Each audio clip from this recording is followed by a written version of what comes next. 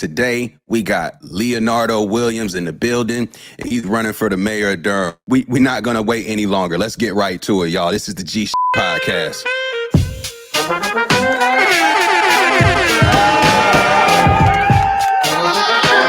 matter how you feel.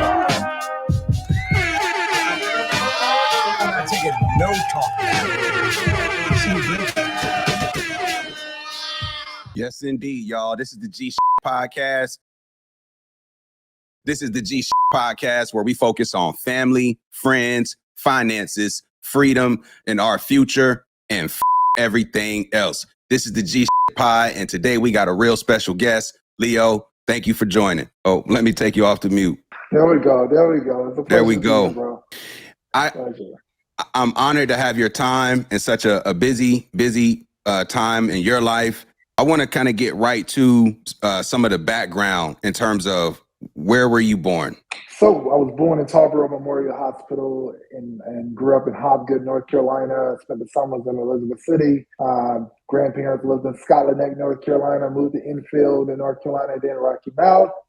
All of that to say, before coming to college, I am born and bred an Eastern North Carolina country boy. My wife's grandparents are in Scotland Neck, North Carolina. So, interesting Really? here. Interesting here. It's Yes, a indeed. lot of Austins down there, actually. But what was her name? What was her community name? Tillery. Oh, it's Tillery's everywhere. It's Tillery, North Carolina. Exactly. Oh, wow. Exactly. Okay. Gonna take that one off camera to learn more there. Grew up in the 252. What ultimately brought you to the city of Durham growing up in Eastern Carolina?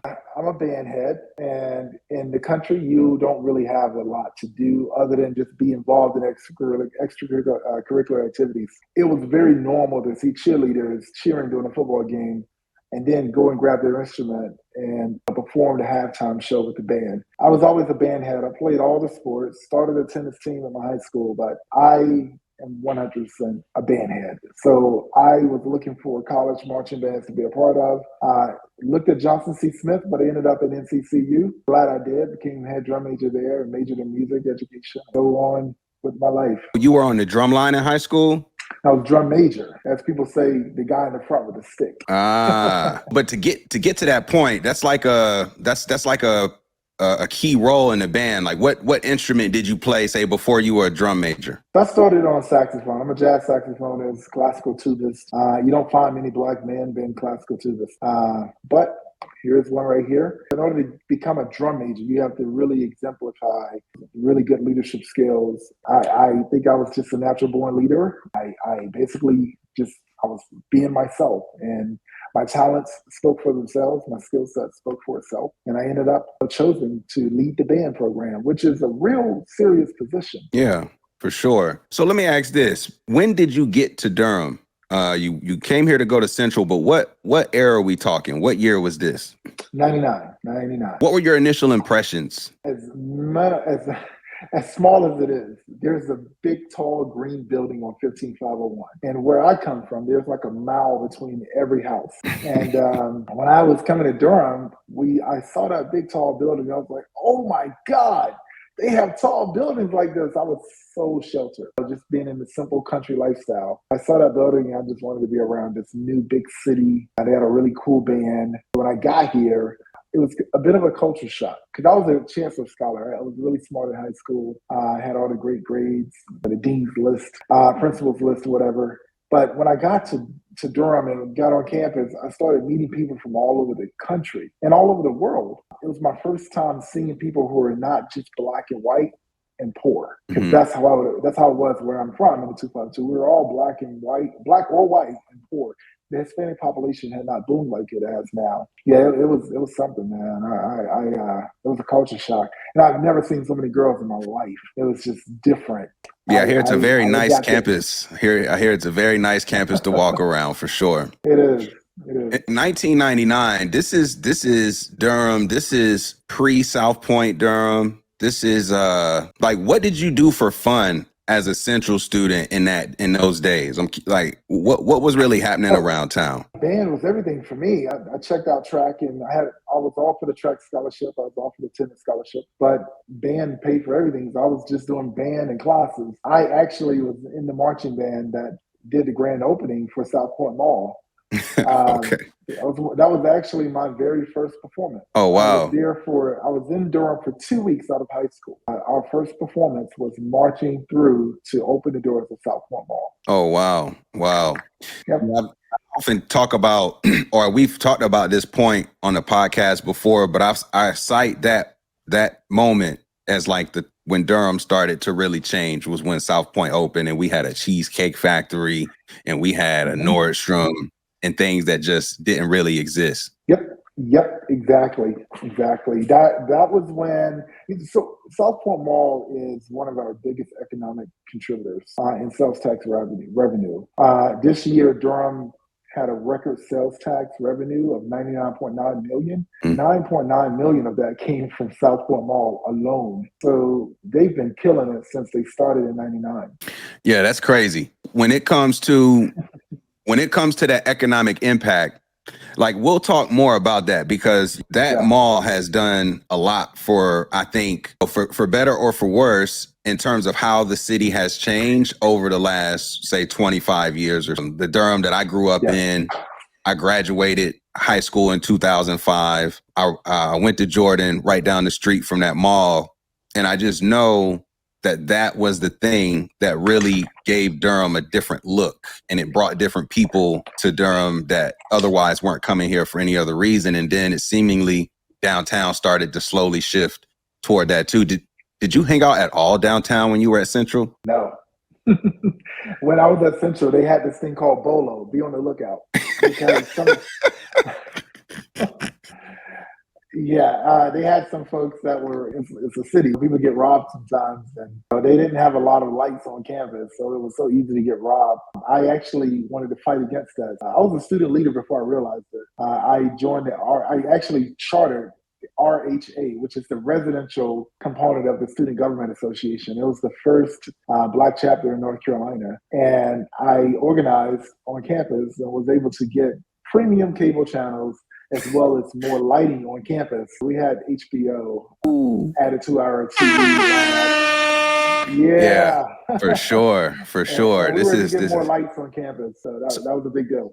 Like, but why did you feel it necessary for that to be your thing, to take that up, to charter that at the time as a student? Like, why were you connected to do that? I think I'm just wired that way. Standing in a circle and everybody complains about the same thing, but nobody steps forward to do anything about it. I'm that person that's just wired to just step forward and be like, all right, let's do it. I don't see that as a difficult task. It's almost like being at a four-way stop sign and everyone is waiting for the other person to go. I just go. So I think that's a personality trait of being able to like step up and step into that uncomfortable capacity. That's what leadership is all about. What did you actually study while being at Central? Music education. But like I said, I came in as a Chancellor Scholar, and I tell this story with pride now. I came in with like a 4.0 GPA, scholarships everywhere. But at the end of my freshman year, I had a 1.9 GPA. Someone told me that in college, you don't have to go to every class. You just got to get the work done. But I had a perfect attendance record to every single party there was. And I went to classes sometimes, but I underestimated how hard the classes were going to be. Music education is hard. And I had to take every class over again. It was really bad. What makes music education so difficult? It's more so the music side of it, the music theory, learning a foreign language. You have to be able to translate this on impulse. But I came from a rural area of North Carolina where we played Earth, Wind, and Fire. We played whatever the songs were on the radio. It was arranged. We were just talented. There was no skill. We were just talented because it was a matter of surviving life. So when I got to Central and they said, all right, we want to hear your audition piece. Are you playing Brahms, Beethoven, Shostakovich? I was like, who are these people? What are you talking about? So I played Backstabbers, like Earth, Wind, and Fire, or whoever it's by. I played Backstabbers, and the professor looked at me and laughed and said, are you serious? But I was also the same kid that was in the band room every day, sweeping up, keeping it clean, waiting for practice to start, and I was in the practice room just learning how to play my instrument better. So my commitment was there, my loyalty was there, and I could play, but I just didn't know what the heck I was talking about, when it came to theory. So I had to learn a whole new foreign language, and it took time. So history, I came from the country where we were hunting after school and running through the woods, playing. And now I'm here having to learn about the big five out of Russia who were exiled because of the music they were writing, and how the Russian government didn't necessarily approve of it, or they wouldn't write arrangements or compositions in favor of the actual government. They actually protested through their compositions, and that was considered, you could get killed for it. So they were exiled. We had to learn about that. And I just didn't understand why I was learning about these white men from someplace outside of Europe that I just didn't understand. No, I can feel that. Being a black boy from the country. So it was just culturally unresponsive. I had to come around to it. It took me 2 years to get to that. Wow. So I say all that to say, I was in college for 6 years, not 4. And I ended up getting 2 degrees, music education and educational psychology, because I was there so long. You just said, might as well pick something else up because you was enjoying your time, or what ultimately made you pick up that second major? Because a lot of people will stay a long time and just still leave with the one. Yeah. It was a little of both. I was having a good time. I wasn't ready to grow up yet. The other was I didn't have enough courses. I have required courses, but it wasn't enough courses to get housing on campus. So I needed to take up extra courses. So I just went more into my education arena. I ended up with, when it was time to graduate, they said, hey, come pick up your other diploma. I was like, what? I have another? I had taken enough classes to get another degree. Okay, got it. So you get to Durham and you graduate. Sounds like around like mid 2000s. 2000, what is this? 2005, 6ish, and is it in that range? Both 2005 and 6. 2005 I got my degree. 2006 I got my teacher's certificate. So really your time in Durham kind of starts with the year 2000 to some degree. That's kind of like the beginning. The 2000s is sort of like your beginnings here. Yep. What did you ever leave Durham before, like how you're settled today, doing what you do? Did you ever leave and come back? I left Durham for 2 years. This girl I fell in love with my freshman year, we ended up running back into each other. I left Durham. I stayed with her for 2 years in Raleigh, and then we moved back to Durham because we ended up getting married. I appreciate the way you worded that. I appreciate the way you worded that because only because to be from Durham, to say I left Durham, and means I went to Raleigh. That's exactly what it means to leave Durham. Like we don't have to go far. Like, so the way you said it was, if it wasn't another state, no, it was just I left Durham for 2 years. But I appreciate the way you framed that. You met the love of your life your freshman year, you said? Yeah, I did. I'd like to hear that story. Yeah, man. I like I said, where I come from, you were black or white. We all had a crazy speech impediment / dialect that no one but us understood. It comes out sometimes, especially when I go home. But when I got to Durham, I met so many different people. I did have a girlfriend that I was dating. I ended up getting recruited by some modeling agency dude who was a photographer, and he's like, "You should come check out this whatever." We were like, he's going to teach us how to understand the modeling industry or whatever. I never considered myself a model. I never thought I looked that way or anything, but I went just out of curiosity. And I remember hearing this girl across the room who had this amazing accent. It just sounded like she was singing when she spoke. And I found out who it was, and I looked over and I was like, my God, like I've never seen anyone's skin tone that way. Her teeth are perfect. She's just beautiful. And I realized that I was mesmerized over this girl that I did not know. And my boys hyped me up. Like, go Leo, go talk to her. I get the courage. I go over there, and I went over and I said, hey, how you doing? And she looked up and she smiled and she said, hi, how are you? And I just froze. I didn't know what to say. So I turned around and I walked back across the room, and they was like, yo, what's she saying? I was like, oh, she's magical, bro. I was messed up, really. It's like, yeah, but what did she say? She said, hi. Yeah, what else? I don't know. I froze. What? Leo, go back, man. Go back over there. So I get back over there, and I'm so sorry for walking away. My name is Leo. And she said, hi, my name is Zwele Banzi. She said, hi, I'm Zwele Banzi. I'm from Zimbabwe. I was like, whoa. I'm just like, I'm still amazed at how she sounds. Long story short, man, we ended up becoming really good friends, and I fell deeply in love with her.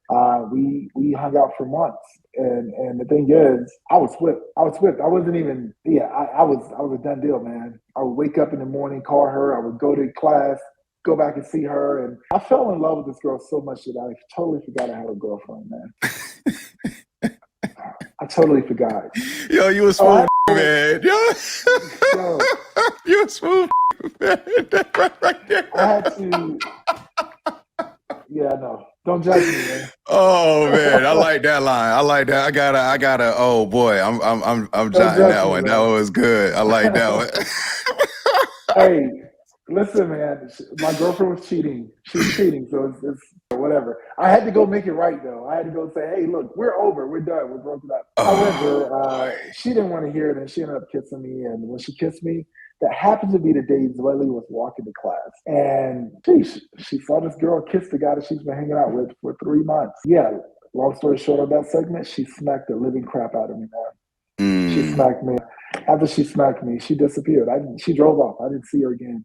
I didn't see her again for 13 years. 13 years. So it wasn't until 2013 when I saw her again. I dang sure wasn't going to lose her again. So I was like, yo, let me make a few phone calls. Like, this is not going to work. This is not going to work. It's not going to work. I know we've been hanging out. It's not going to work.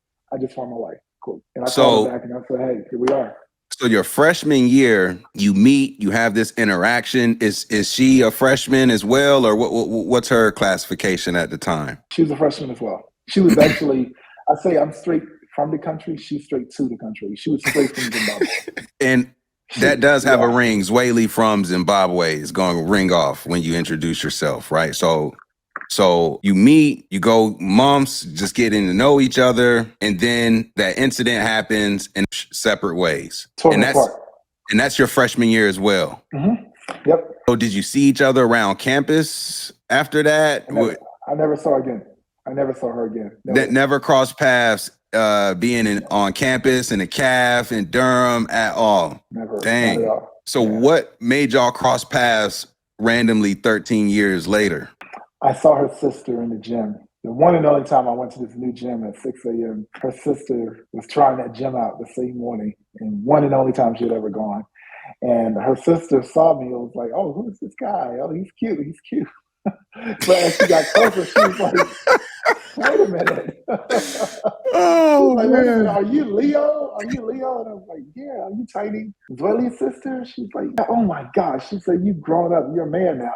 You was some little scrawny kid back in the day. Oh, wow. And, yeah, man. I was like, where's your sister?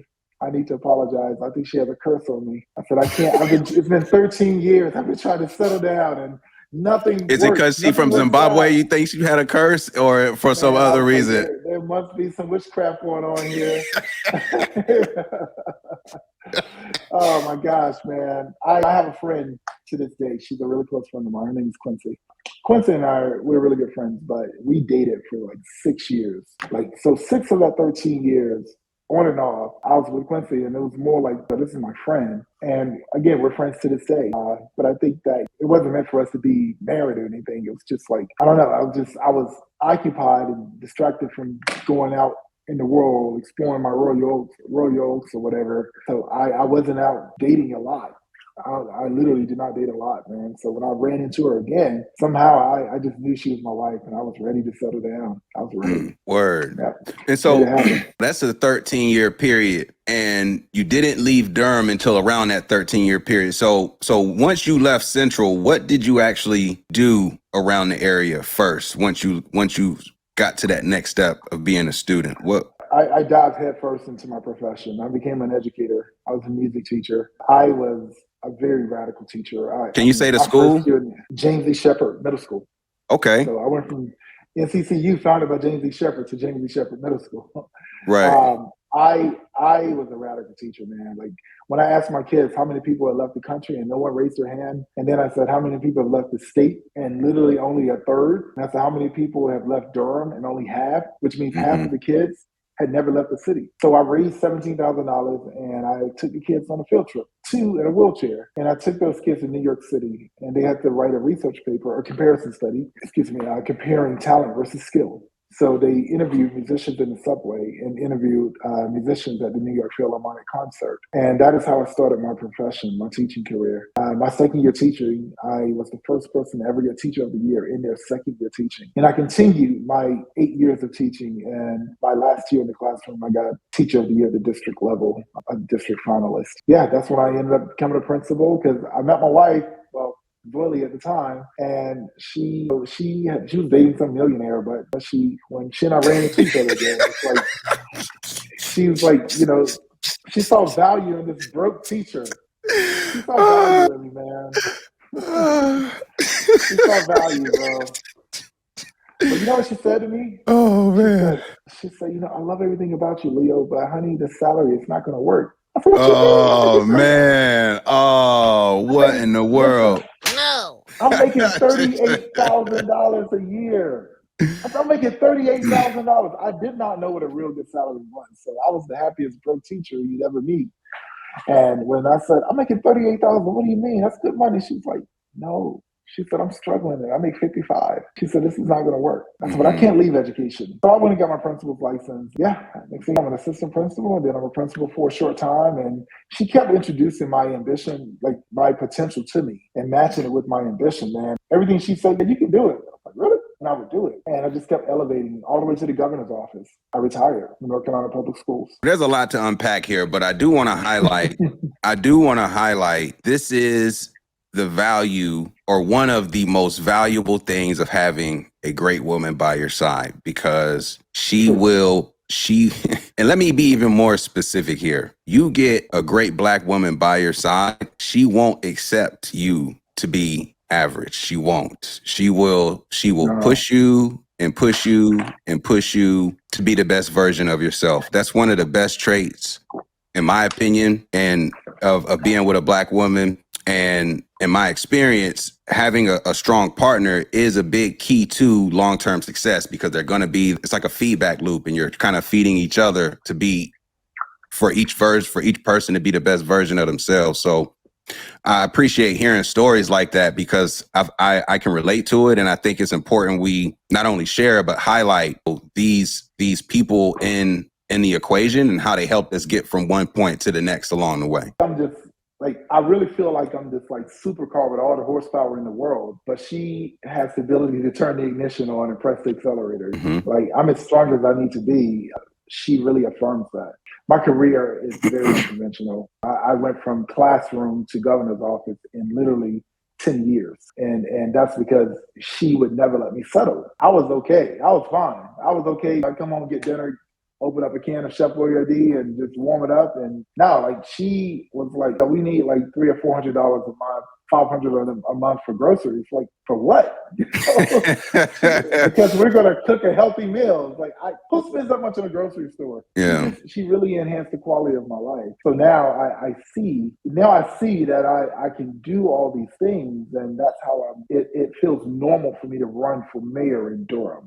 It's not foreign to me. I gotta talk about some of these schools, because when you get your experience in Durham through the public school system, you get a real view of Durham from at least one lens. Not to say every school in Durham is the same, but you started at Shepherd and you described it as a radical way of teaching. And I have to say, what you highlighted in terms of raise your hand if you left the country, if you left the state, if you left the city, it's widespread in terms of the exposure that young people who grow up here, who are from here, we often don't get exposed to things, not just outside of Durham, but even opportunities inside of Durham. I often talk about like not knowing what RTP was, not knowing what the School of Science and Math offered, not having any ambition to pursue those things, even though they're the opportunities in our backyard. And I think, if I'm speaking, like, one of the things I think we do a disservice of for the next generation is that we have these great opportunities to have a good quality of life right here in this area, but our public school system doesn't necessarily focus on preparing these students to take advantage of these opportunities that are right there in their backyard. That's something that I feel like we got to do better at as a city. Yeah, man. I talked about my first year taking the students to New York, but the second year I took them in Atlanta. Then I took them to DC, and they were headed to California. And then when I moved to the high school, every single weekend, from the weekend before school started to the weekend that school ended, those kids were traveling somewhere or performing somewhere. They were involved. I had my kids so engaged, so occupied that they didn't have time to be on the streets causing trouble. And trust me, the kids that I were able to recruit to that band program were the very kids that usually would have been on the streets. I went in the hood. I went to the scary communities, as people say. The thug with his pants down, who thought he was harder than everybody. Man, get your butt in the band. You know, like, nah, you going? What you doing out here? Get in the band. You come to Southern. Get in the band. They may have gotten in the drum line, but they were in the band. So you went from Shepherd to Southern? Yeah. When I was at Shepherd, I was also working at Hillside as assistant band director. But man, I didn't mind going where the kids were, and I didn't mind going where kids had forgotten that they were kids, because their livelihood was basically like, I got to survive. But I didn't want them to have to do that, and I raised money privately. I didn't really ask for band fees like that. I wanted the kids like, look, if you're here and you're committed to being here, that's your fee. That's your commitment. That's your investment. I'll get other people to invest in making sure you have uniforms. You ride on charter buses rather than activity buses. So you have to show the kids that you value them and they'll value themselves. That's why I was so successful in the classroom. It wasn't about just the lesson plan to me. And I enjoyed it. I really did. So I'm already starting to connect some dots in terms of, you just said you were able to raise that money privately, which I know running for city council, running for mayor, fundraising is a big part of the gig in terms of what's required. And you seemingly had a knack of doing that before you were even at this level, as it relates to pulling together funds to benefit a cause. Can we just kind of talk about some of the key things that put you in position to do that realistically? Because fundraising in itself is a very, it's a skill, it's a talent. A lot of people could benefit from learning more about what it takes to do that the right way. Like, what are some of the things that you think have helped make you be successful when it comes to finding those pools of money to do these things for the community? Yeah, it's called purpose. People don't mind investing in things as long as they can see the purpose behind it. When I became the band director at Southern, I was walking into a really tough situation. What I did, the first day of band camp, I lined the kids up and I said, everybody get a drum. If you play an instrument, don't worry about it. The flag girls, you can grab your flag post, whatever. But everybody that plays the drum, line up outside. Everybody else get in front. And we walked in every last one of those communities around Southern High School within a mile radius. And we knocked on doors. We played drums to get people outside. And basically, the headline in the newspaper said there's a new sheriff in town. And what that meant was things are going to be different around here. And what I did was I told community members that these kids impact the value of your land. And if you don't invest in them, they're going to go out and they're going to act out in these streets. And they're going to cause a lot of crime, a lot of issues. It's just human behavior. So invest in them while I have them captured, have their attention captured into something productive. And if you don't, for the consequences. But if you take a chance and invest, I'll show you what we can do. People started just like, all right, put me on a $100 monthly retainer. So just look, I'll pay $100 a month. I said, well, good. Can I get $125? You know? Okay, well, look, take $150. You know, and so it was nothing to raise $30,000, but that was enough to get us through the season. And everywhere we went, over 25 miles, they rode a charter bus, and that means they had Wi-Fi on the bus. They had a microwave. They had charge ports to charge their phones. They had windsuits. Everybody matching, looking good. So when they got off the bus, it was, oh, wow, Southern Durham is here. They're the only kids in a charter bus. They look good. They feel good. They're prideful. And when they get out there and perform, they show the crowd how they feel. And they gave it all they had. Other kids would just envy them, man. That became a mindset. So when parents saw that, parents would not only invest, but they would also tell their neighbors to invest. So it was an annual thing that we were raised between $30,000 to $50,000 because people knew where it was going. Mm.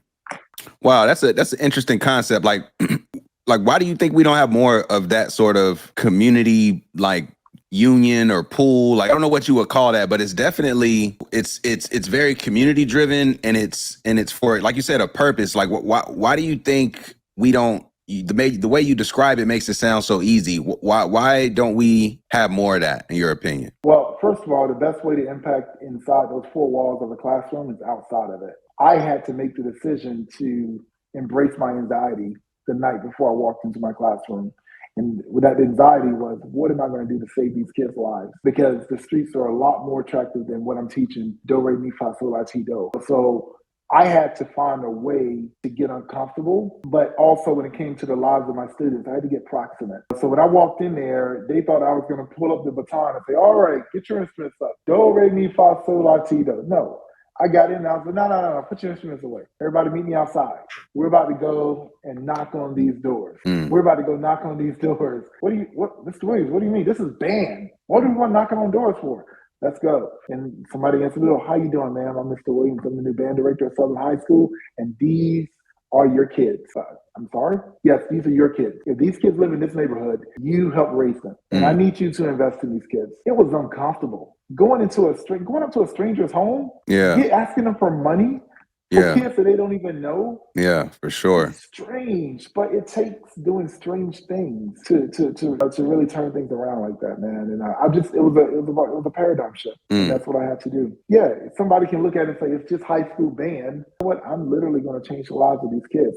So it got to the point that when things would happen, man, some of the kids would call me before they called 911 when they had a family emergency. 11:30 at night. And that young man who has his master's degree now, who lives in Texas, who's married, and has enough money to take care of his mom when she started getting sick, the same young man that called me before he called 911 is still close to me. He still has a relationship with me to this day. Yeah, like I didn't pursue teaching, but I worked in nonprofit area with programs, Upward Bound, 21st Century, Talent Search. A lot of mine, say early to late 20s, was spent around student-centered work. And a lot of those students went to Hillside, went to Southern, also from Edgecombe County as well, out in Rocky Mount, Tarboro. Me personally, the weight that sort of career, like that you have to carry because of how close you get with people, you get invested emotionally in their well-being. And everybody doesn't end up in the best of situations as you see them mature. And it's like, I found it to be a very heavy weight in the day-to-day of the work. That weight plus the limit on the ability to earn ultimately made me say, I think I need to go do something else professionally. What made you say, I think I've had enough when it comes to my career in education? That's a great question, because the day that I had to leave the classroom, I boohooed and cried in front of my students and parents. It was the most extreme separation anxiety, but I also, and my students helped motivate me to do this, but they realized that the impact that I had on their lives as they were about to graduate, they said, Mr. Williams, you can do this with so many other students if you just become a school principal. I went to grad school partly because my wife said my salary wasn't going to cut it. But two, my students were basically like, you have changed my life, Mr. Williams. And there are kids that need you. Imagine if you could do the same thing you did with us in a band room for an entire school. And I did. I went and got my master's degree and I became a principal for like 3 months. And because I'm a Black man in a suit who's confident, I was quickly elevated to like associate superintendent / senior director of a smaller school district. That was really interesting. It was not what I thought it was going to be. A smaller school district? Warren County schools. Yeah. Warren County, okay. I'm in a suit more, further away from the kids. I'm getting paid more, and I'm finding less purpose in my work. I just could not do it anymore. So when I got the call to work at a behavioral healthcare company, they basically paid me a good amount of money to just create curriculum, which was what my skill set was in. So I created a school concept, and I tested it in 2 of the lowest performing schools in Durham in after school programs. And these kids performed. And I was like, wow, I'm on to something here. Word got to the Department of Public Instruction, and that's when I got a call being recruited to take on a bipartisan policy that would be statewide. I did that for about 1.5 years. And my wife, she left her job as a restaurant general manager. She needed help because she started catering from home, and it got so popular that I would have to leave the governor's office, go deliver catering, and come back to Raleigh. And I was doing a lot of that. And this is not it. This is not going to work. I retired and ended up opening the restaurant. And that's when my life really changed. That role before you retired, you said bipartisan? Like, so was this like a political role even at that point, or how would you describe that role exactly? Yeah, I was a political consultant. So there was this new policy that came to North Carolina, introduced by the Republicans, called the Achievement School Districts. The Democrats wanted to give it a shot. They didn't want to enact the actual Achievement School Districts, but they did want to look at what that policy allows charter schools to do and to see if we could enact that same flexibility for school leadership for public schools. So I was the one that generated the data to identify the bottom 5% of schools. It was myself and Dr. Terrence Ruth, who was at the time the executive president, the executive director for the state NAACP for North Carolina. It was he and I, and we were like Democrats basically. And then there were 2 Republicans that were involved, and then the actual assistant, the superintendent of the actual innovative school district, which is what they renamed it to. So 3 Republicans, 2 Democrats working on this policy, and we traveled the state. I noticed that when we were going into schools, it was being sort of marketed as a school takeover. And so, no, that's not what I'm here to do. But we realized that Phil Berger was actually, in fact, trying to utilize this. It was a really sneaky thing to do. It sounded the alarm, and that's when I just resigned. I said, I can't be a part of this. And my boy, Terrence, he resigned also. The Republicans took that and they just evolved. They dissolved it, I believe, or it may still be around. I don't know. But they went haywire with creating solutions to things that were not a problem in education, and it's only getting worse. But I went on to resign, and I retired. Opened a restaurant. So the restaurant, are we talking about Zweli's on 15501? Mm-hmm. Yeah. Okay, so your wife already had a catering business. Before you actually resigned, when did the restaurant first become like a realistic pursuit? Was it while you were still working? Like when did the restaurant actually come into play? Because you don't just open up a restaurant. Yeah, so my wife and I both had a catering business. So basically, she was catering while I was working in Raleigh. We lived in Durham County, but right there on the line by Broad Creek. I remember we catered a wedding in Pittsburgh, and then the person who owned the venue put us in touch with a few hotels in Chapel Hill. So we ended up catering for the Hampton Inn Suites, 2 of their properties. And somehow the NAACP called and we catered their conference. And it was 600 people for breakfast, 600 for lunch. And this was 2 days in a row. Like, whoa, we're getting like catering gigs that are way too much for us to handle. We need a location. So we started looking for a catering kitchen.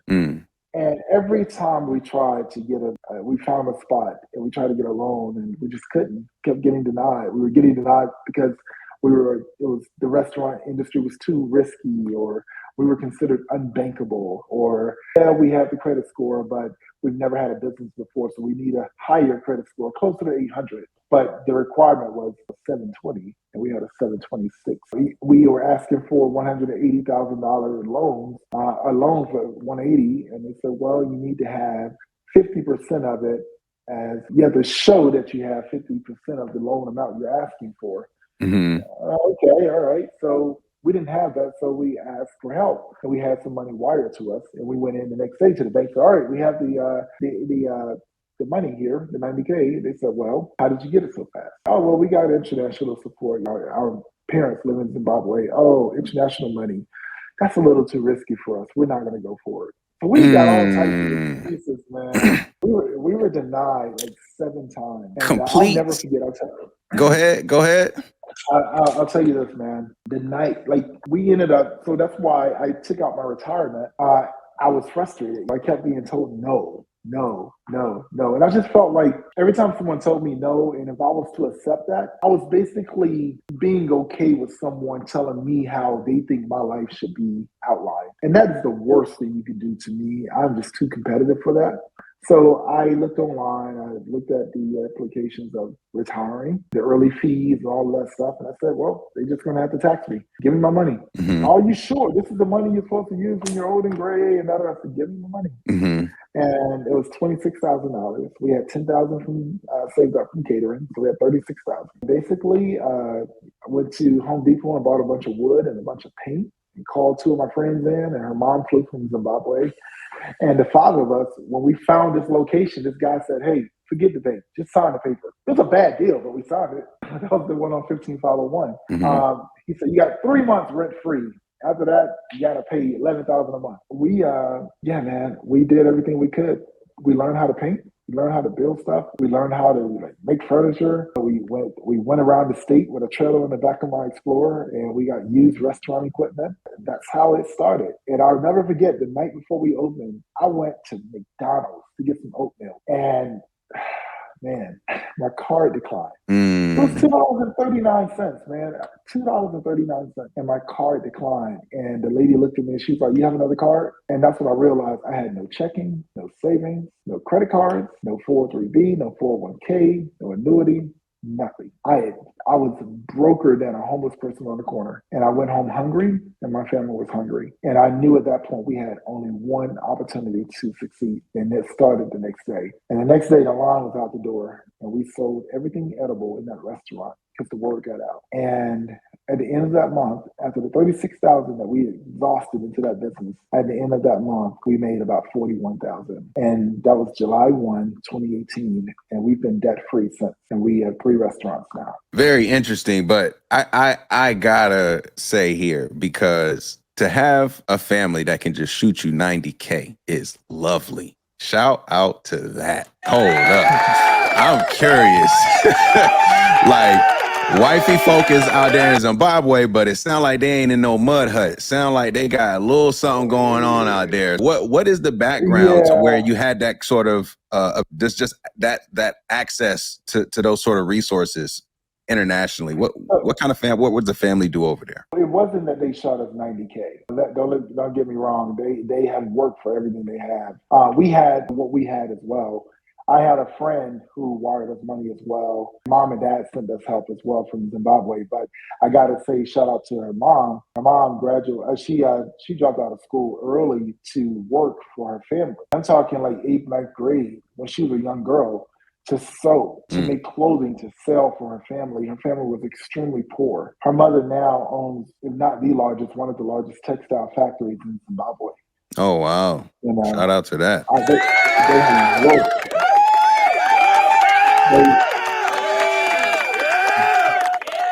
Yeah, that's dope. Yeah, they work, bro. They work. They still work for every last bit of what they have. But that is the nature, that is the environment my wife comes from. And I come from that environment too. Work for everything you want and everything you have. That is what our people are capable of doing.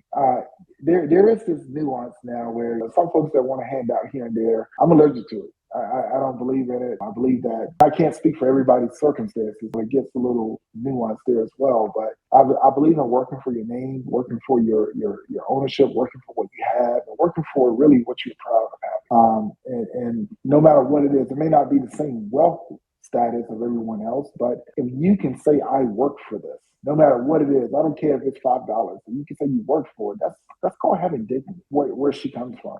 And that's where I come from. That's just who we are. And I like being an example for younger men and my brothers out there that say, "Hey, look, you can too." And she does it for young girls. That's awesome to hear. That's awesome to hear. In the background of hard work, hearing your wife's background, your background, and it led you to opening this restaurant. Now you say you have 3. Mm-hmm. What was the initial vision, though, when you approached that first location on 15501? What was sort of the initial vision and goal of that location or of the business? Yeah, I was just going to continue doing education stuff. I was just going to move into private education consulting. We were looking for a catering kitchen, but when we got in there and looked at the space, it was huge. It's the old CC's Pizza. Right. It's like, oh, this is big enough to put some chairs in. Put some chairs and tables in here. We have a restaurant. That's what we did. And I was like, all right, I'll give it a month. We get in here, get things going. And hold up. Let me enter. So you're saying that even when you went into that space, it wasn't even necessarily originally to be a restaurant. It was to originally just have the access to the kitchen so you could cater at the scale you were doing. But then because of the space you came across, you said, "You know what, let's just do a restaurant as well." Correct. Exactly. Okay. Yeah. And I was only going to give it 30 days. I said, all right, 30 days, we'll get people here with some good food, be nice, have a good conversation, and just play some cool music and decorate it nice, and we'll be good. People come in, eat, enjoy themselves. I'll be here for 30 days. We'll get folks hired, and I'm out. How do you think the word got out? Like, what do you think it was that really helped have that success in the first 30 days? We were opening a Zimbabwean restaurant. No one had ever heard of a Zimbabwean restaurant. This is the first Zimbabwean restaurant in the United States. And we didn't know that. We have been searching. Hold up. You say United States. So you telling me not even in a DC or a New York or in Atlanta, it's not one just straight Zimbabwean restaurant out there. Did I say that right? Zimbabwean? Zimbabwean. There was a Zimbabwean chef at a South African restaurant in Charlottesville, Virginia. That was the closest. Huh. But yeah, Hey man, right here in Durham, baby. Only place you could get it in the whole U.S. Only was going to give it 30 days. Ended up being more than what you expected. Now, so I say this. I've talked to people who own restaurants. I just know from a business perspective, it's one of the toughest industries to have a successful business, the restaurant industry. What were some of those? I know it wasn't a straight line to success, even though you had that great first month. I'm sure there were some hiccups along the way. What were some of the lessons learned in those first 12 months of owning that restaurant? Yeah, you ever heard that song, Emotional Roller Coaster? Mm-hmm. That's what it was. Because we made like 41K that first month. We were packed. Everybody was so excited. And the next month, people were gone. Like, whoa, what happened? Still, you're paying 11K a month in rent. Well, I'm sorry, it went up to 11K. We started at 9K. That's 9K. And what a lot of folks don't know, when folks are like, yeah, you need to make sure minimum wage is this and that. If it's not making business sense, you're not getting the business, but yet you're demanding someone pay $15 minimum wage and the state is still $7.25. You want to do the right thing and make sure you're paying a living wage, but the state is not going to come in and save you because you're mismanaging your money, because that's how they're going to look at it. You want to do the right thing, but they're going to say, hey, the minimum wage is $7.25. That's on you. You're going to pay this minimum wage. We're not doing that in Rowan County or other rural counties. Y'all are just doing that in the big blue cities. You're dealing with it from a political landscape. And also another thing that folks don't realize is if I'm paying you $15 an hour, I'm paying out $30 an hour for you per hour, because I have to pay your payroll taxes. I have to pay workman's comp. I have to pay the health care if you have it. There's a lot of things that go into it. Payroll taxes. It's a lot. And don't go overtime, because that's time and a half. Mm-hmm. You know, so that now you're like at $20-something an hour, and that's just for one person. So when we do our payroll, you may only see what you got paid in your check plus the taxes taken out on you, but you don't see the taxes that we have to take out and all of the retirement we have to pay into for you, or the Social Security we have to pay into for you. It's a lot. So when people say, oh, why your chicken's so expensive? Because they got all these things in it. You know, that chicken got a piece of retirement, a piece of Social Security, a piece of payroll, workman's comp. All of that is in those ingredients in that chicken. You know, so that's hilarious. Then you got to add the actual wages. It is really hard. Those are things that people don't see, and you still got to make it happen. And then you got to deal with the emergencies. And when you say anything is wrong in a restaurant, saying a wedding wants dinner, so everything is like commercialized is extremely expensive. You and then your food purveyors, they hit you over the head. You're not paying for food, you're paying for their transportation. It's like $10 a mile almost. So it's a lot, man. It's a lot. And it's really hard to survive. We went through our first year like, oh my gosh, so we're going to pay rent and pay taxes. We almost lost the business because we were struggling to keep up. So in Zweli's open in what year? Like what was the initial opening? July 1, 2018. 2018. This is right before COVID hit as well. And 14 months before COVID. 14 months before COVID hit. How did that impact what you were doing from an entrepreneurial standpoint once COVID hit? Yeah, you eat what you kill, man. You eat what you kill. You get out of it what you put into it. I realized that I had to make a choice that I was going to leave education for a while. Remember, I thought I was going to give it 30 days. Here we are, like 7 or 8 months in it. And I'm like, okay, well, this is still people work, which is what I really wanted to do. So that's what I started doing. And next thing, we had catering lined up. And I'll never forget the day that everything just officially got shut down in Durham by the government. And we had 57 caterings lined up. And the phone was ringing nonstop. Hey, I'm so sorry, I had to cancel the catering. We lost 27 in literally 15 minutes. Mm. 27. And then by the end of that day, we lost every catering we had. And we just sitting in the restaurant, like, what are we going to do? We don't know what to do. Like, everything gets, we went 2 weeks. We sent the staff home, and Willie and I, we'd send them home, and Zway and I would go to the restaurant every day, like just standing there, like, well, what if somebody comes by? It's just the two of us standing in the restaurant, hoping that someone comes by to get takeout. We kept our folks employed, which was tough. We used what we had saved up.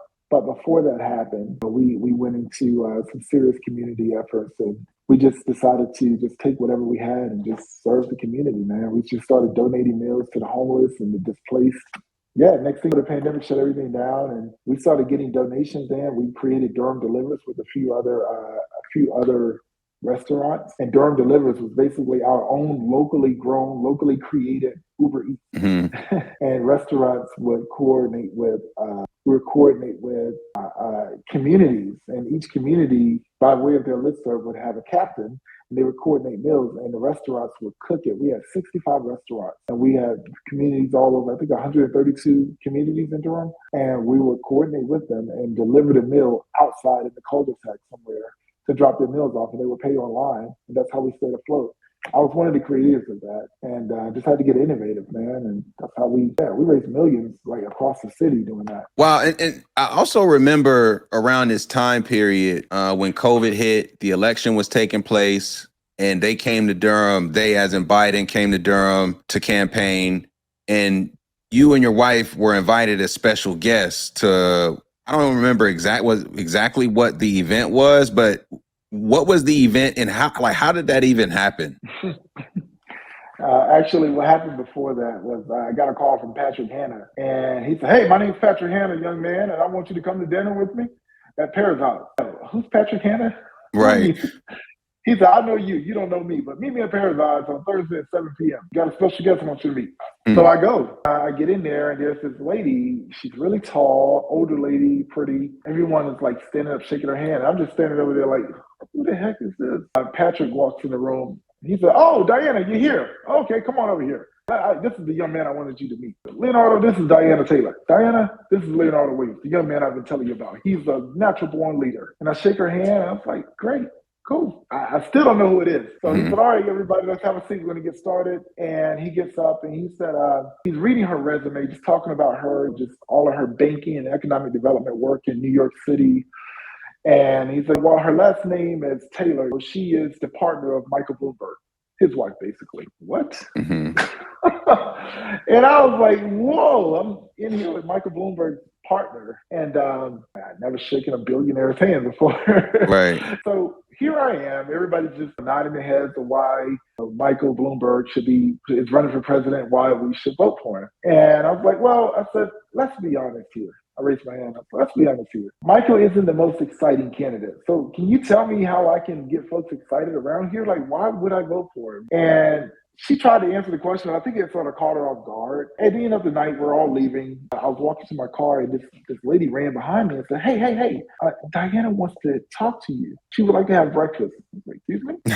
And so I was like, yeah, I have a restaurant. You can come by. She said, great. What's the address? And I give her the address. I get a text from her saying, we'll be there at 7 a.m. So I go home and tell my wife, yeah, Michael Bloomberg's wife want to have breakfast tomorrow. Can we do a Zimbabwean breakfast? She's like, what? Yeah.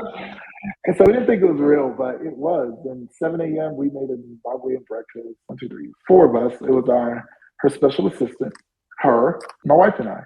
And we just sat and talked. And you really made me reflect on your question. Like, we've sort of been just running, and we didn't think about how do we convince folks that may think that Michael may not be the most exciting candidate amongst the others. How do we get them to come around? But I don't know, something about you, with Patrick telling me all about you and you being a young leader around here, and then you just boldly asked that question that really made me think. I just wanted to get to know you more. And I just started telling her my dreams for Durham, man. And what I wanted for young men of color and what I wanted for small businesses. And she said, can we just put politics aside? She said, I want to support you. She said, whatever you want to do, I want to support you. Okay, well, we can keep in touch. I'm thinking she's just talking because that's what people do when they're running for office, most of them. Mm-hmm. And they kept in touch with me, man. And she said, if you ever run for mayor, make sure you reach out to us. Now, of course, I'm like, I'm not running. I'm not running for mayor. I'm not, whatever, that's crazy. But she called back, she called me one day and said, hey, the National Democratic Debate is in South Carolina. Would you like to come as our guest? And she, lo and behold, she invited me down. So I called one of my mentees, Greer Webb, and I said, hey, Greer, roll with me. He has experience in vegan duck class, and he did. And we went down to Charleston, and we parked the car, and they took care of us from then on. We had a driver, and we met every presidential candidate that was running for president on the Democratic ticket. Yeah, we were Michael Bloomberg and Diana Taylor's guests. I don't know why I thought you were Biden's guest. I don't know why I thought it was Biden. It was Bloomberg's guest. My bad on that one. Well, I'll keep going. Okay. So I'm in this reception, and the assistant comes in and says, hey, is Leonardo in here? I'm right here. She says, yeah, come with me. And we go up the elevator. We go to this room, this nice suite. And I go in, and Diana's getting her makeup done. I thought, oh, cool. And I'm thinking automatically like, oh man, I might meet Michael Bloomberg. Go check out the room in here. And I go in, and Michael is sitting on the bed, and he said, hey, Leonardo, come sit here. And I'm sitting next to Michael Bloomberg while he's getting his makeup done for the debate. And I'm like, what the hell is happening to my life right now? Diana's told me a lot about you. We'd love to support you and any initiatives you have going on. That was my weekend, man. And I just left, and what happened, Biden, he kicked butt that night. And after that debate, Bloomberg dropped out of the race, and he said all of my resources would go to the Biden campaign. And part of his resources was Leonardo and Dwelly. And that's when the Biden campaign called my restaurant. And Biden called and said, hey, Leonardo, this is Vice President Joe Biden, and I'm running for president, and I would love for you to be my guest tomorrow night.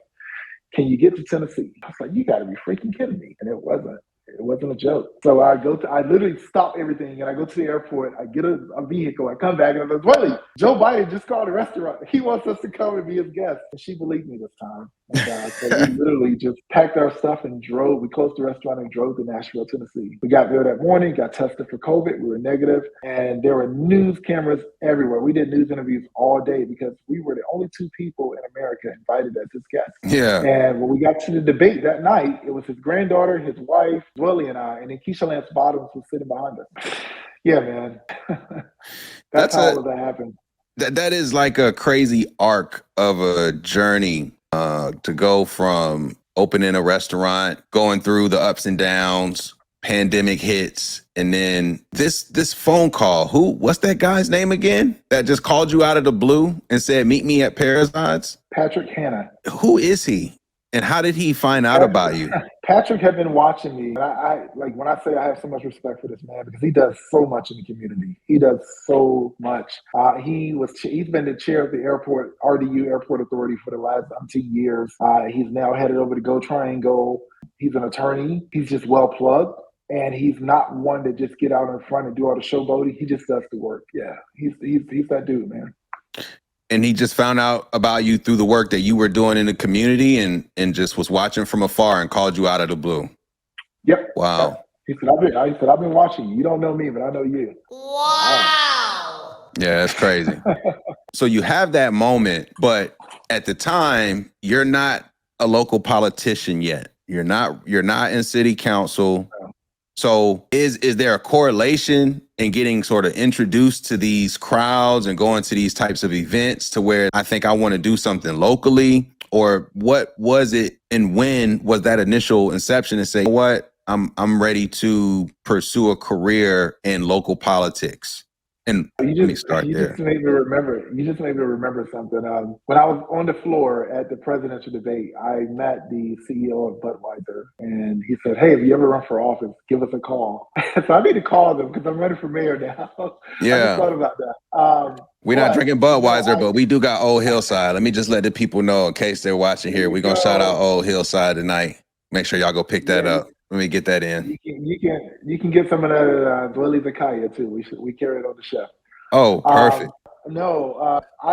I was not thinking about running for office, man. I was just trying to survive, and I was becoming an activist for small businesses because I knew what we had gone through, and I knew our impact on the local community. And when the pandemic was going on, and we didn't have any government support for other small business owners, and we were able to pressure our local government to match a negotiation of $1 million that we got from Duke University. So we were able to get Duke University to give us $1 million only if the city would match it. And once the city matched it, we got the county to match it. So we were able to raise $3 million locally to save every small business in Durham from closing. And it was things like that. When I was like, wait a minute, isn't this what our locally elected officials should be doing? And I just, it was like a light bulb came on. I should probably run for office. And I got out there. I didn't know the political arenas, but I just got out there with a purpose, a message, and just stayed true to it. and just really just ran on that. And I ran for city council and I won. I won against a machine, man. It was so much, like, so many organizations against me, and I still won. And I was able to really do a lot of what I said I was going to do.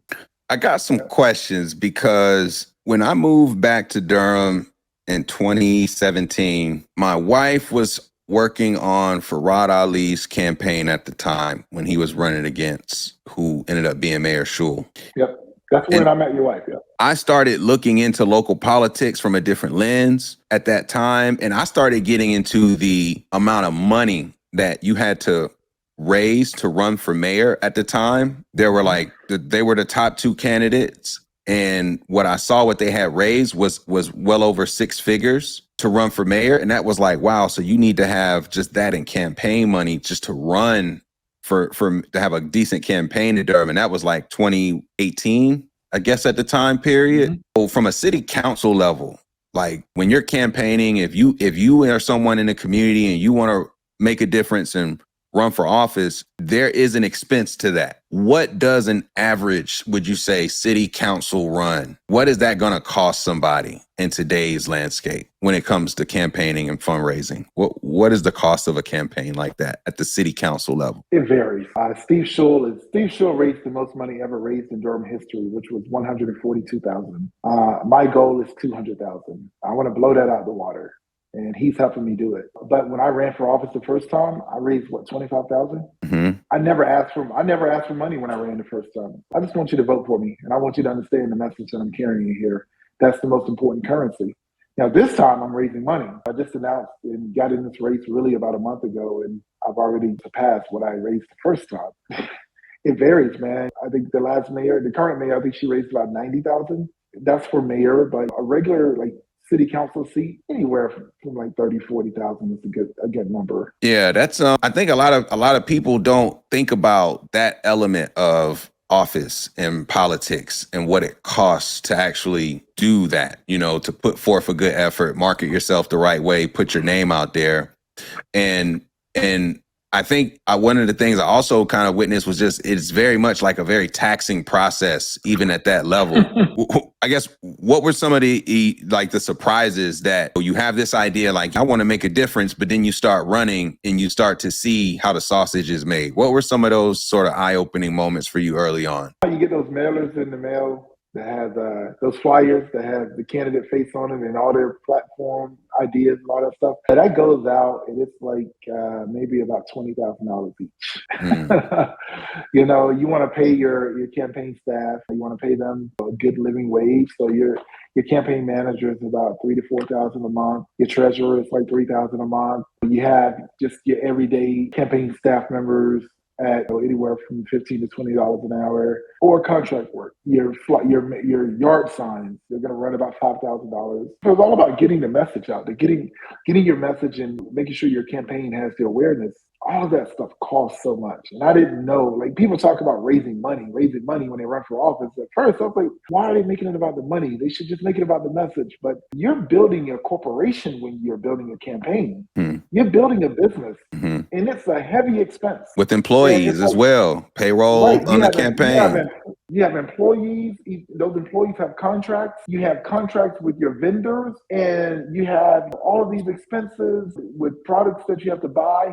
And the way you're raising money, that's the plate. You're calling, hey, this is Leonardo Williams. I'm running for mayor, and I want to take a little bit of your time and tell you about it. Do you have a few moments? Yeah. And after you finish telling them about it, I would love if you could donate $500. Oh, wow, that's too much. Or, oh, yeah, sure. Oh, if they say, oh, well, could we do 800? You negotiate it. It's just a whole tactic, man. It's a whole strategy. Yeah. And I didn't know where all that money went until I started really running and asking for money and running a high profile campaign. But I got to say, man, I have the best team in the whole land. And we have a campaign plan that is precisely on target, and everything that we hope for is coming out the way we want it.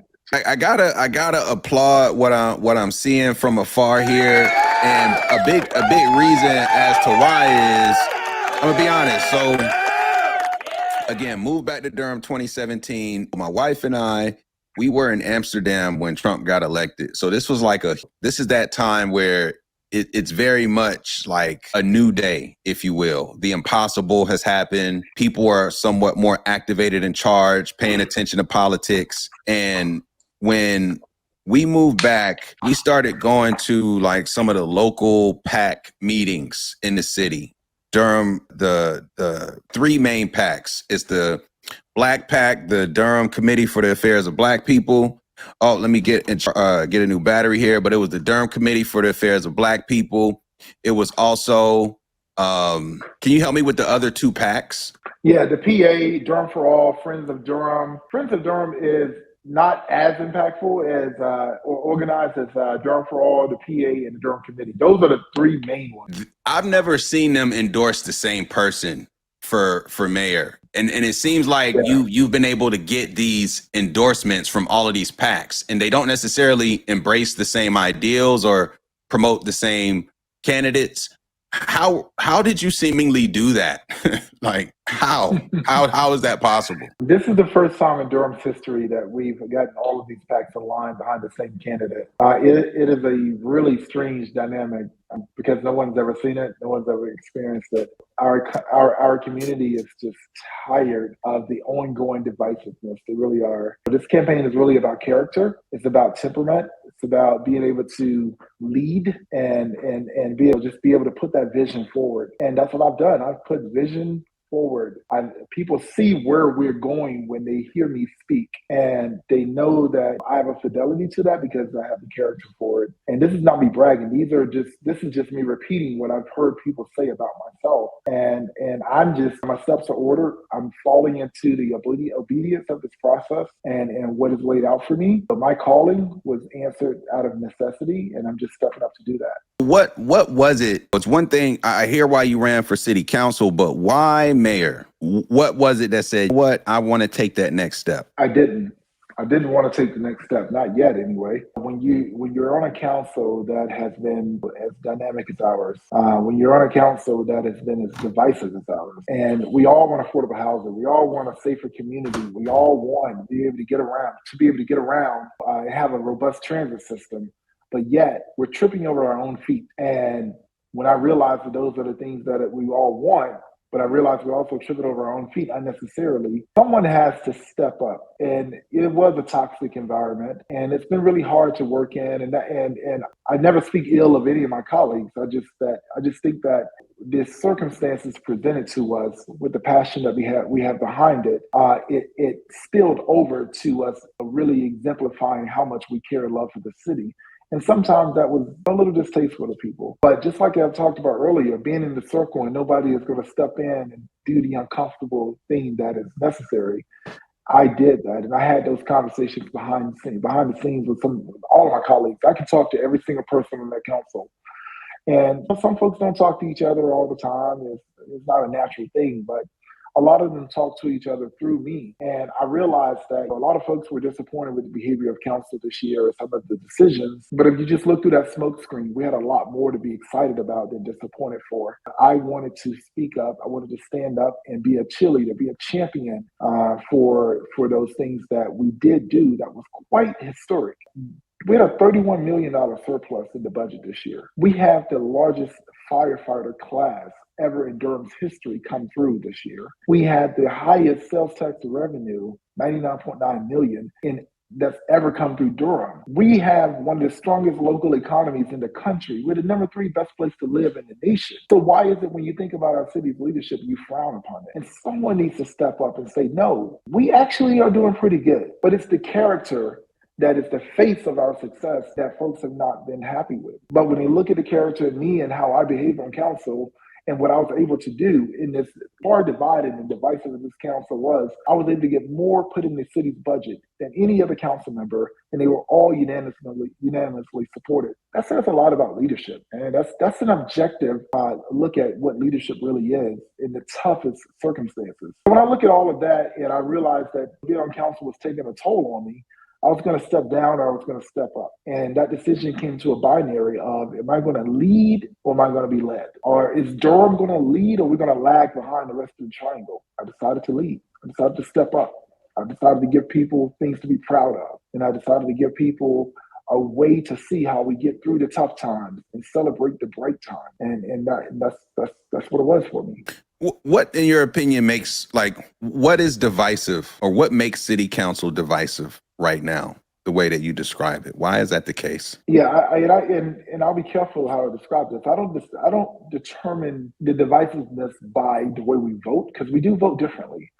But when there's a lack of compromise, when there's a lack of seeing the other person's view and giving up a little bit to meet the other person where they are, that's a divisive culture. And while we all want the same thing, how we get there has been the most contentious debate on council. And that's just fueled that divisiveness. Like I said, I can talk to any of my colleagues. We can talk about how we disagree on things. It doesn't have to be a fight about it. But sometimes personalities clash. I don't believe in clashing with folks. I believe that at the end of the day, we should be able to communicate. We're adults. No matter what, I'm always going to respect you. No matter how much you're hurting, I'm going to love you harder. There are a lot of hurt people in this community. My goal is to love them harder so they can hurt less. And that sort of morally drives and inspires the way I operate, not only personally, but professionally. There have been some things in the news related to council, and I think it's well documented in terms of it being like the way you described it. You described it as dynamic yet divisive, and I guess my question is, from your lens, we have a situation here in Durham where it's changing rapidly. It's just in the last few years with COVID, housing prices and everything, it is a new day. And what you could used to do to get by in Durham 5-10 years ago will not necessarily cut it moving forward.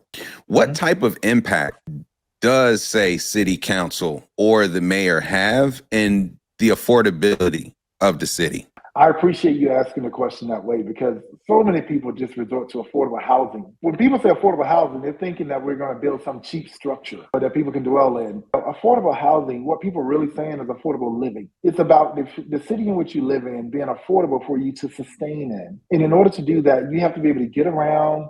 You have to be able to have a job that you can work at that pays the bills and pays for your responsibilities. And you should be able to raise your family. But cities are an organism. There are people moving here every single day, and there are folks that are leaving every single day. That's just what cities do. But we don't want to get it to the point where the people who are fortunate are moving in and the people who are less fortunate are getting kicked out. And in order to change that, you have to think the city cannot be your personal investor. The city can't pick up the fork and feed you. Your government can't like spoon feed you, but your government should be able to provide opportunities for you to take advantage of. So right now, buses are free to get around on. We're going to keep buses free. So because I need you to get from point A to point B.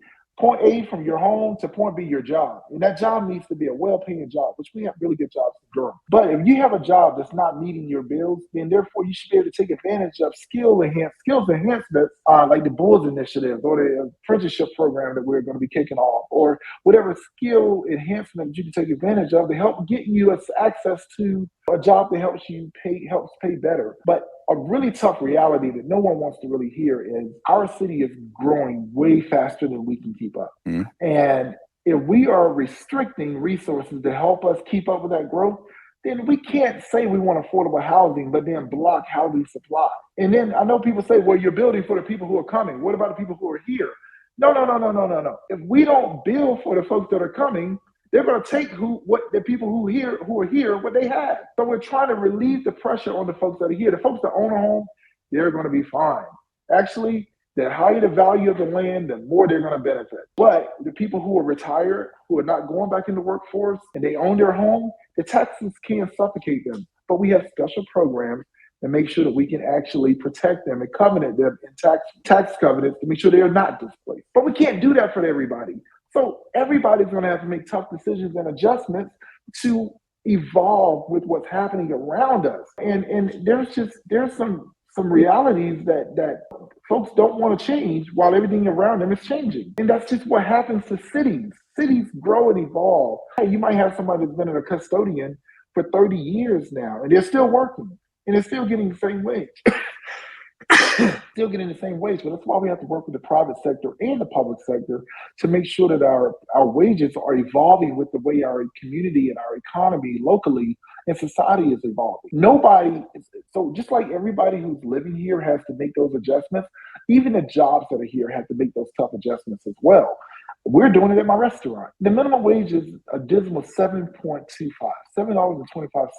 No one in this city can survive off $7.25 an hour. We pay upwards of $21 an hour. I have to make that uncomfortable sacrifice as a private business owner to make sure that my staff can sustain a lifestyle in this city. Mm-hmm. That is the right thing to do. So it's going to take everybody. But we do have some folks that think that, hey, I've been doing the same thing all this time and I'm not going to change and the government needs to fix it. Stop building for those people and do something for me. And it just doesn't work that way.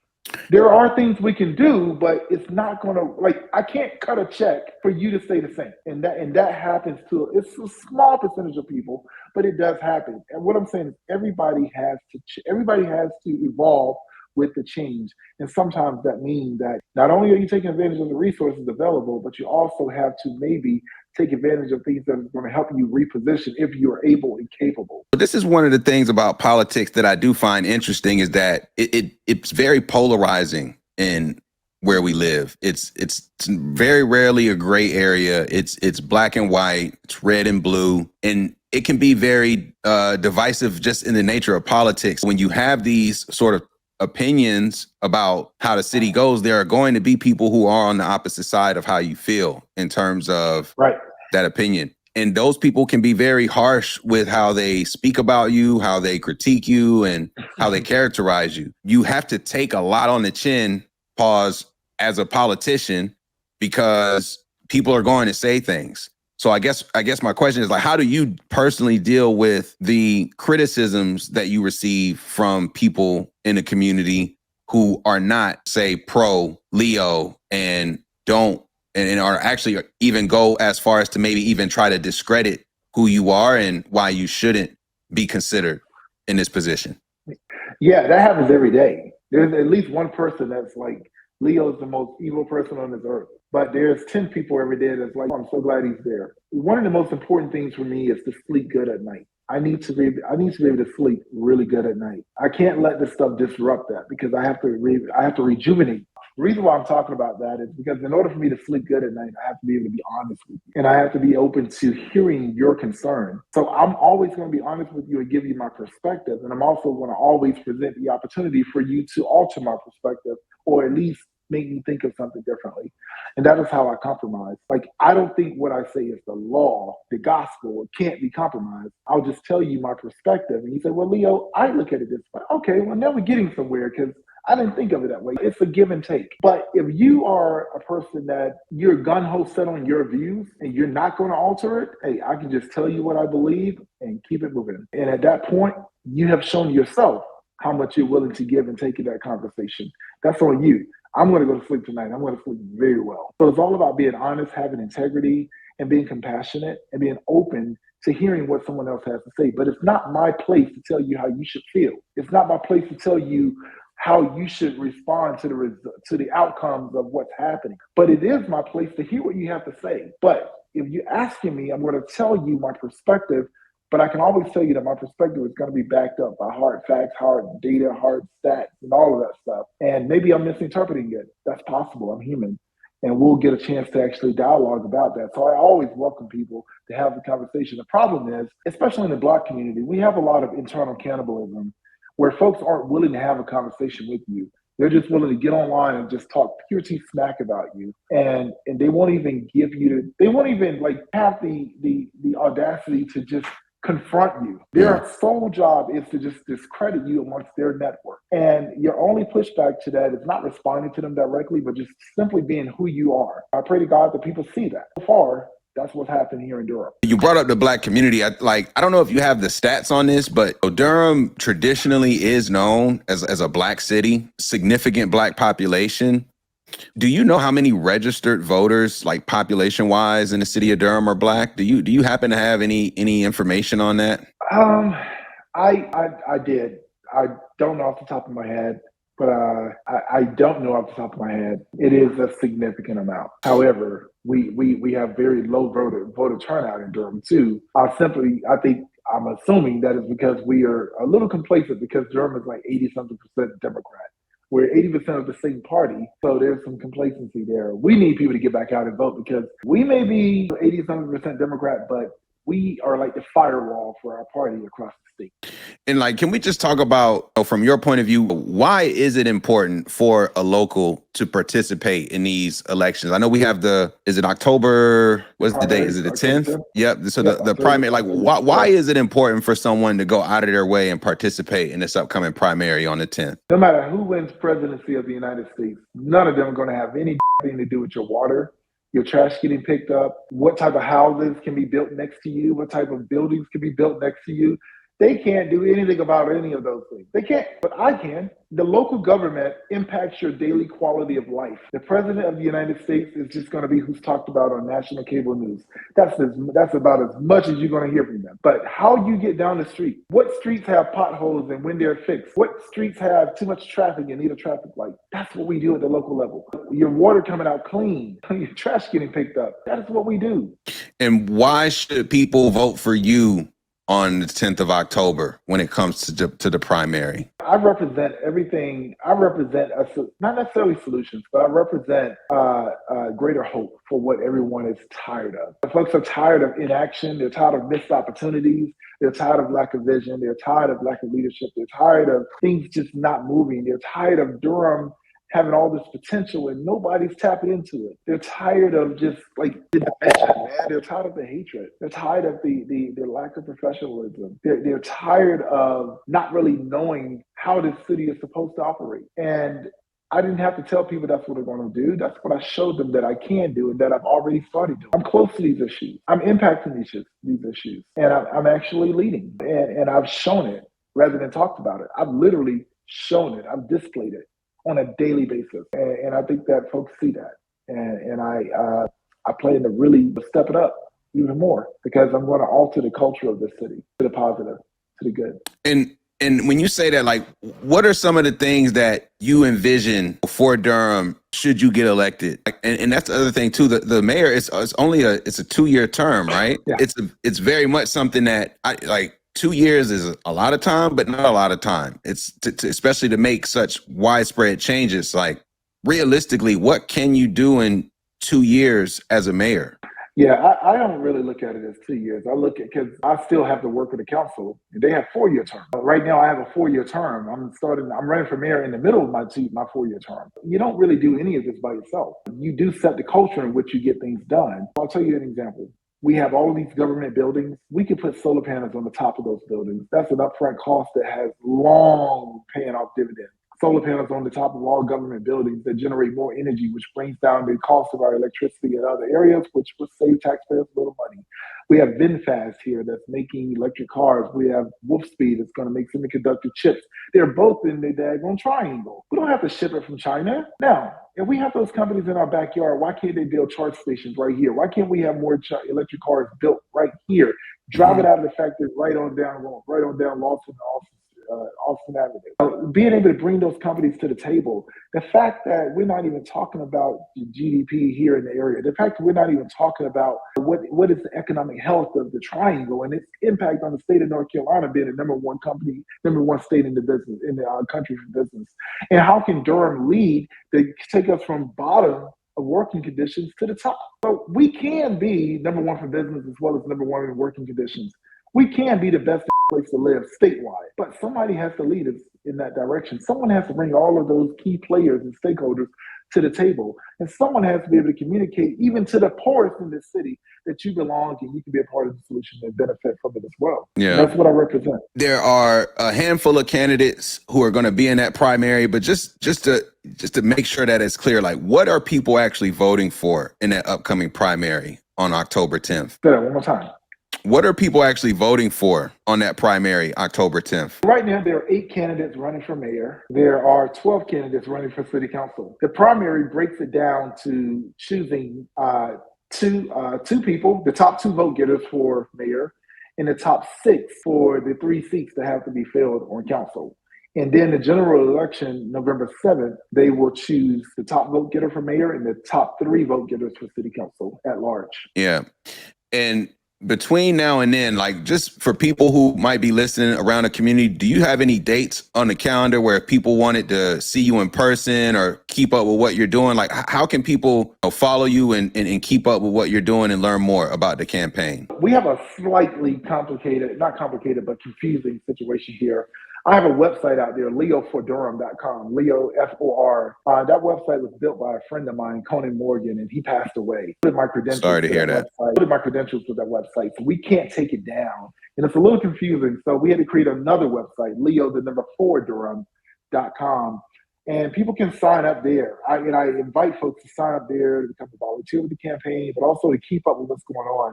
I don't send a lot of emails out, but I do send really robust emails out that really shows what we're up to, what we've been doing, and also inviting folks to fundraisers that we're having. My fundraisers are like really fun gatherings, and I give like really intimate details and how I'm going to lead and what I've done so far and how I did it and how I plan to do the things I'm going to lead on. And you just really get a close opportunity to get some real access to the nuts and bolts of how we are get this thing through. So how we're going to lead the city. And also on my socials, Leo for Durham on all socials. So Leo, F-O-R, Durham on all social medias, well, mainly Facebook, Twitter, and Instagram. I'm really active on all 3 platforms, but my website is Leo, the number 4, Durham.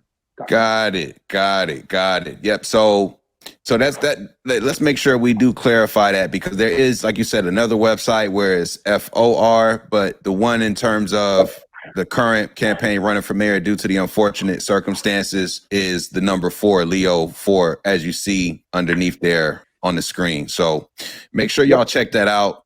On the website, you can also donate, contribute to what he's got going on, learn more about the what he has from a vision standpoint in terms of what he hopes to implement in the city. I appreciate the time. Just hearing the background, how you got to Durham, how you met your wife, opening up the restaurant business, running for city council, now running for mayor. Like, naturally speaking, is this the beginning of what you hope might be the governor or a senate or something like beyond that? Are you already kind of thinking like what's next, given how you say you have this sort of approach, this ambitious mindset that's carried you through? What do you see long term, regardless of the outcome of this election? I have no idea, man. I didn't know I was going to be here. One thing I've learned is to be obedient to the process. And right now, all I'm thinking about is Durham.